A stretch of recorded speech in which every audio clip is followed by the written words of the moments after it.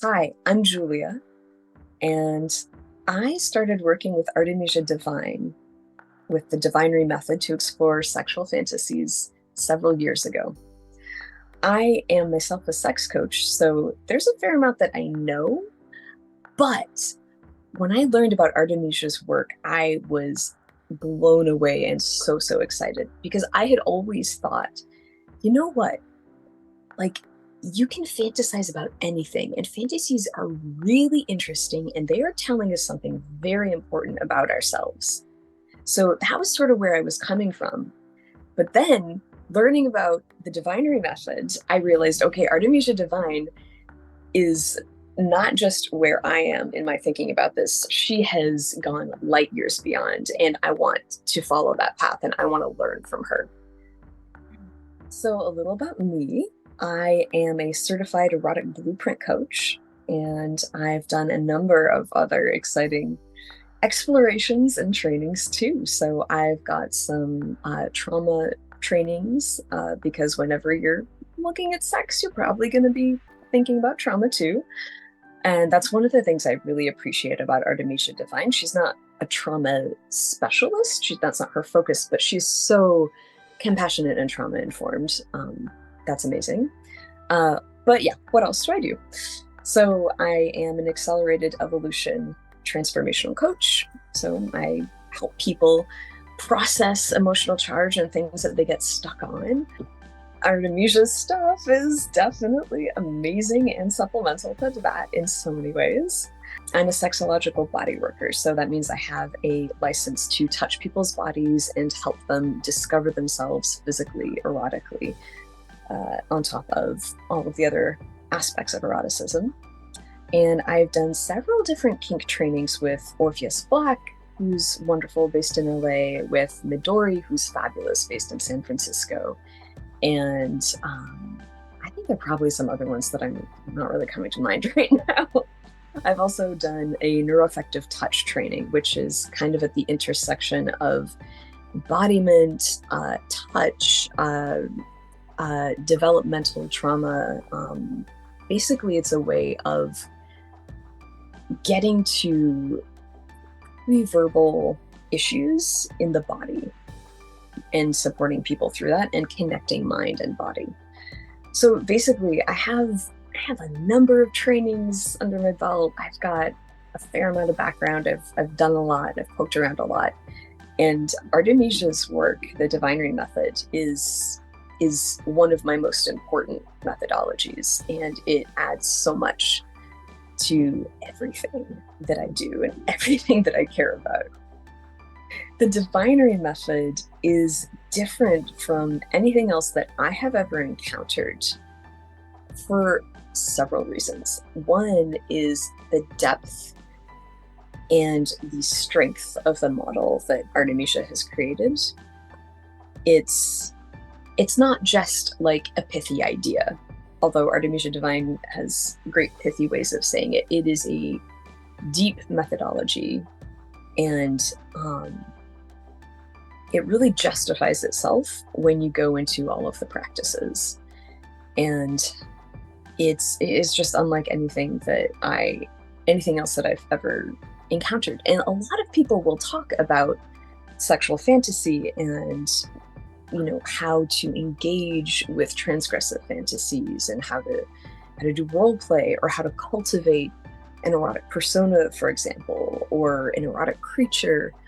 But none of those frameworks, as I have understood them, is absolutely laser focused at what exactly makes this valuable for you, what exactly makes this erotic for you. And the deVinery method has all of these axes, all of these points for honing in on that. It's wonderful, and it's supported. It's not just an intellectual exercise. It's really supported by a way of getting into your body first, which is great because, as Artemisia Devine will tell you, the juice, the meat, it's like an iceberg. There's the conscious stuff, and then there's all of the stuff that's underneath. And it's important to be able to get into a state so that you can listen and allow those things to bubble up. And let me tell you, when that stuff bubbles up, like I have slipped into like the most extraordinary erotic states of consciousness and had the most transcendent erotic experiences on purpose when I'm using the deVinery method and when I'm being guided by Artemisia de Vine. And, you know, I think many of us are lucky to have transcendent erotic experiences in a number of ways. And the deVinery method is the deepest way that I have encountered to really make those fine-tuned to go to the core of my own being. And everybody has a different way of approaching eroticism. But for anybody who cares about fantasy, for anybody where erotic ideas, erotic concepts in the psyche are at all an approach to turn on, the deVinery method is really where it's at. It is unique as far as I have ever discovered, because it goes in deep to your specific heart. It's not just about what's an archetype and how do I want to play with an archetype, because an archetype is fabulous, but an archetype may not be your own particular flavor. It might not be perfectly attuned to exactly what makes you go zing, whoa, oh. And that's what the deVinery method will give you. So in my professional work as a sex coach, what difference does the deVinery method make in terms of how I feel I can help people who come to me with fantasies? Now, that is a great question.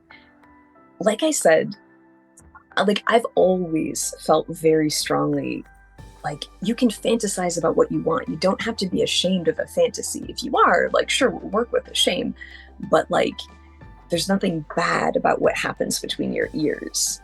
And before I started working with Artemisia de Vine, I had a lot of earnestness to this, and I really felt it passionately, and I would like tell people and like help them to try to understand it.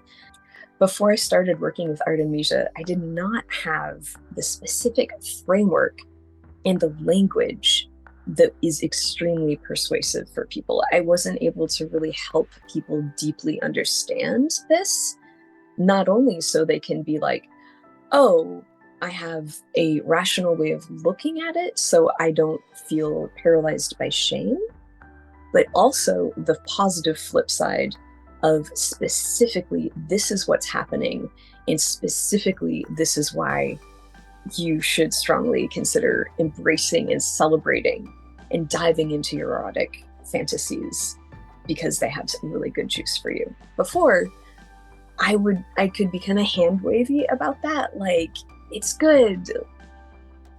You don't have to be ashamed. There's a difference between a thought and a fantasy and an action.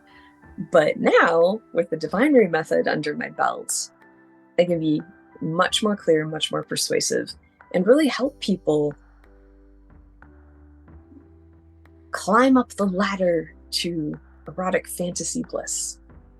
And I would also say a point about consent. I think it's a beautiful thing when people who have transgressive fantasies or unusual fantasies are really concerned about not hurting other people.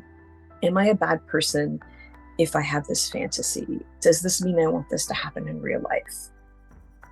Those are pretty core concerns about the self, especially for people who have experienced hard things. And the deVinery method gives a really clear, great answer to, this is what feels good to be able to go into in my erotic fantasy, as opposed to, this is what feels not so good because it has some kind of psychological impact, or because it feels like it's getting uncomfortably close to something that's in action in the world that would not be comfortable. And that is so beautiful and so empowering for everybody. The more we can be at peace with what's really true inside our whole selves, the more we can make wise decisions about what actions we take in life. Another really good question is, how does your relationship with desire, how does your understanding of what desire is change when you work with the deVinery method? I can only speak for myself. I would say one of the first things that really struck me about the deVinery method and what Artemisia told me is desire is always symbolic.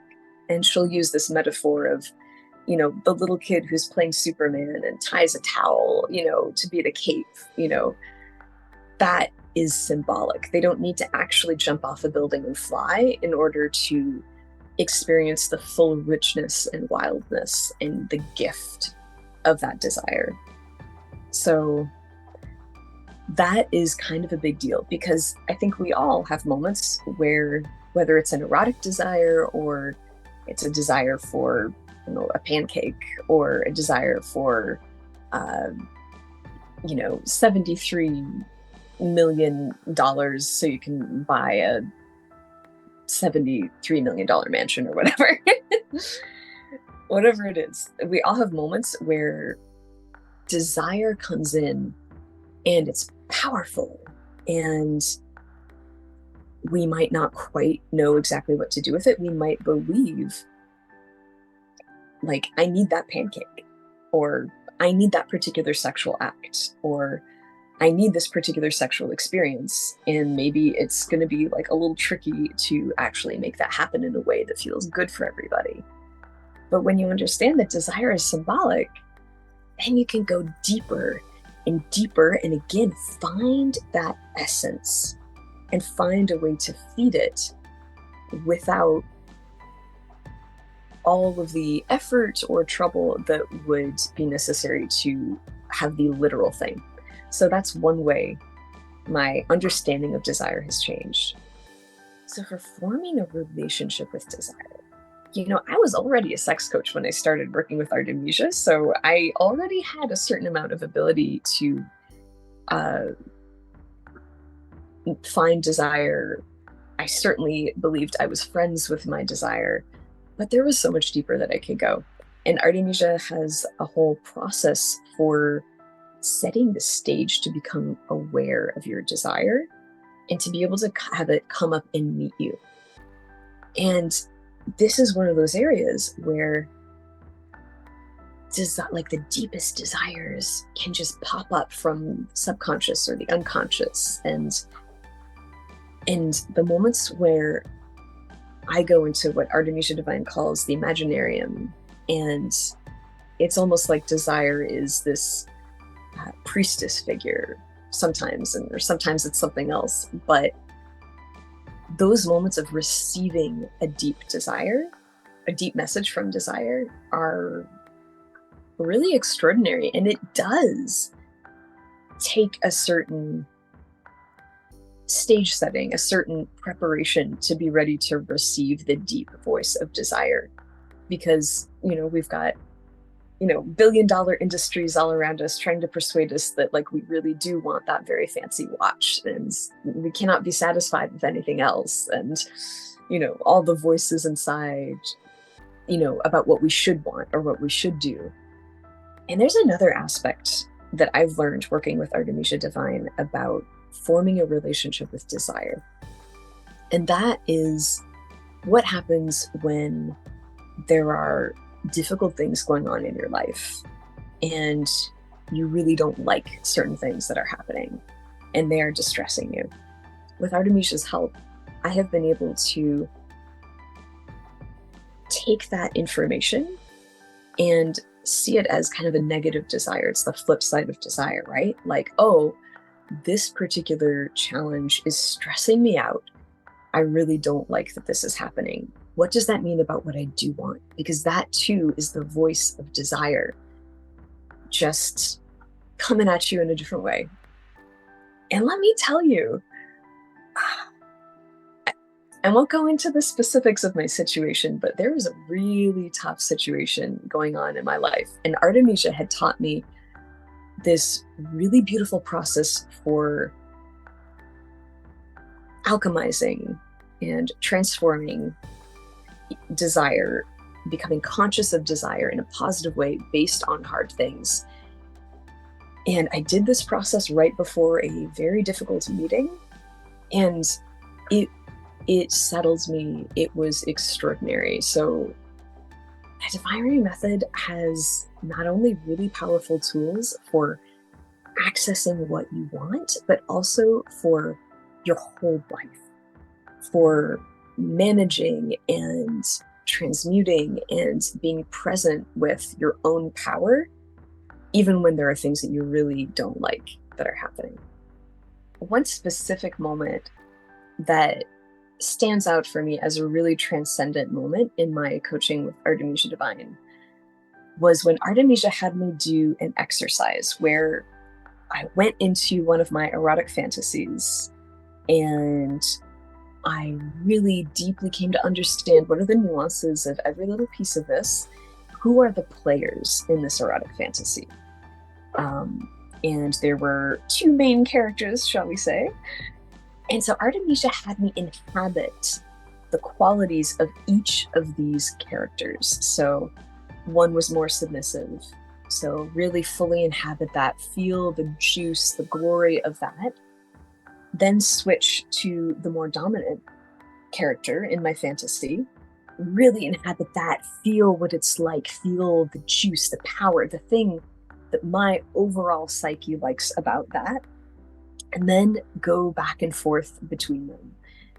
Oh, and it was unreal. It put me into this extraordinary cycle of excitement and power and satiation and delectable savoring that just kept going on.